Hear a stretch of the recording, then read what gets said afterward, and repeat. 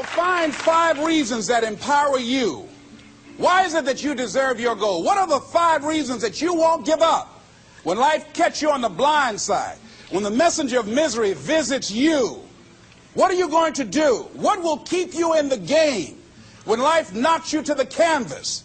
See, the Buster Douglas that fought in the last fight was not the Buster Douglas that fought Mike Tyson. See, the Buster Douglas that got knocked down while fighting Mike Tyson had gotten out of an alcohol recovery center. His mother had died.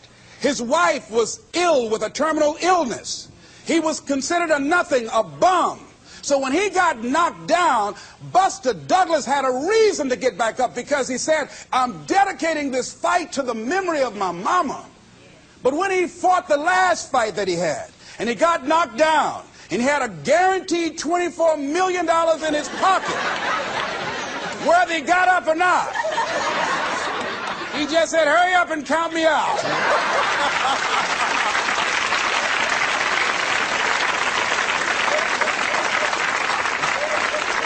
And I don't blame him. Why get hurt? He said, no, why'd you leave so soon? Somebody's about to get hurt, me. So you've got to have some reasons that when life knocks you down, and it's going to. Hello, it's going to knock you down. When people disappoint you, and that's going to happen. When they betray you, and that's going to happen. When they lie to you, and that's going to happen. When they say, oh, you can count on me, and they won't show up, and that's going to happen. When you want to throw in the towel and give up yourself, and that's going to happen. When life collapses on you and catch you on the blind side, and drop you to your knees and start choking you. You got a dream? No, I ain't got no dream. And that's going to happen. What reason can you remember that you can call on, that you can reach on, that can make you get back up? Find that reason. Because when life had knocked me down, I said, life, I'm doing this because I want to make my mama proud of me.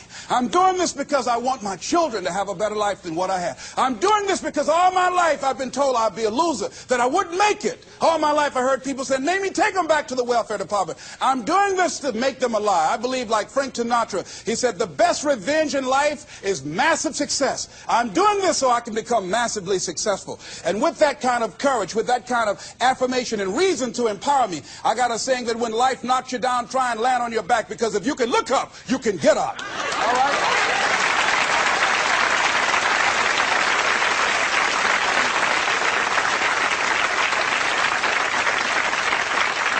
So when you run out of money, when things don't work out for you, when things happen that you could not anticipate, what are the reasons that you can think of that can keep you strong, that can keep you in the game, that will be your rod and staff to comfort you, that can be your bridge over troubled waters? Those reasons are very important. Nietzsche said, if you know the why for living, you can endure almost anyhow. So find out the reasons that you do what you do. Find out the reasons that will make you strong, that will make you walk by faith and not by sight, that will make you pursue your dream when everybody is against you or don't believe in you no more. And let me tell you something, that's a lonely feeling.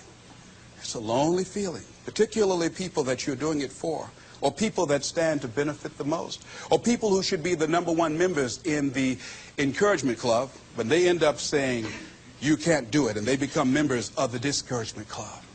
Oh, it hurts very badly. I know what that's like. Have people that you love close to you that look at you with that look and say, why don't you try something else? Why don't you give up? I said, but this is my life. I have got to do this. Les, you had a good job at Sears. That man like you. Mama, I can't go back to Sears.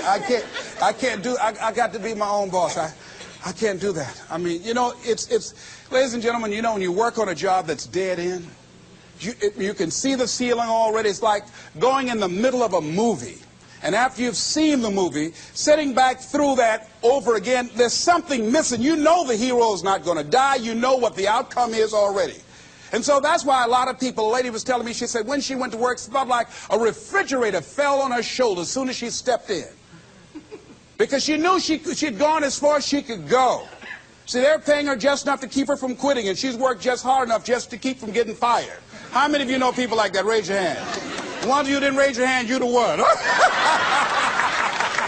I'll just tease it, all right?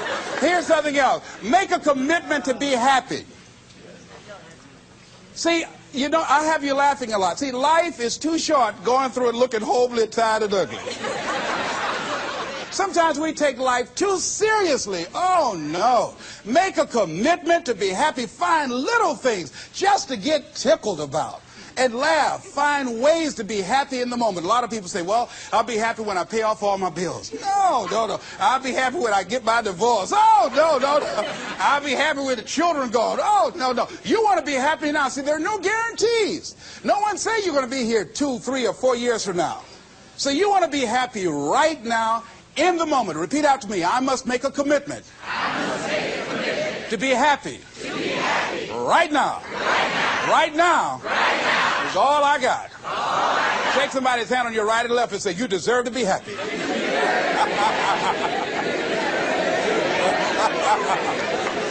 Make a commitment to be happy, because life now has new meaning for you. Just enjoying the sunset, or just looking at life, or looking at nature, going for a walk. It's the little things in life that counts. Here's something else that you want to begin to do in order to make this your decade. You want to begin to get all the toxic people out of your life. Hello? Energy drainers, get them out of your life. See, ladies and gentlemen, it takes a lot of energy to reach your goal. It takes a lot of emotional, mental, and spiritual energy to reach your goal. And you can run faster with 100 who want to go than with one around your neck. So there are two kinds of relationships. Sid Simon talks about this. Nourishing relationships and toxic relationships. Nourishing relationships are the relationships that inspire you. They motivate you. They bring the best out of you. Toxic relationships are relationships with people that always criticize you. All they can do is find fault. All they can do is just exploit your weaknesses. All they can do is remind you of the mistakes that you've made in the past. These people are bad for your health. Toxic people can run your blood pressure up. One apple can spoil a whole barrel. One negative energy drainer can spoil your whole life.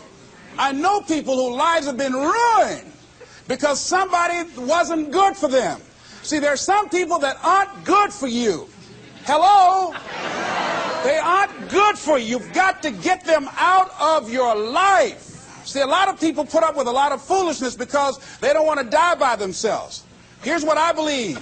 I believe in a one-to-a-box theory.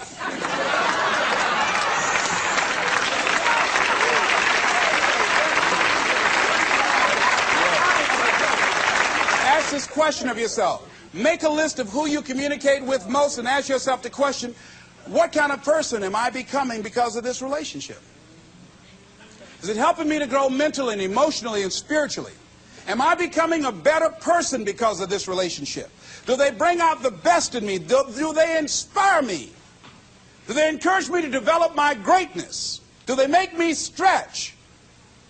So you got to look at the people in your life and find out, what kind of person are you becoming because of that relationship? My mother used to say, birds of a feather flock together. You run around with losers, you will end up a loser.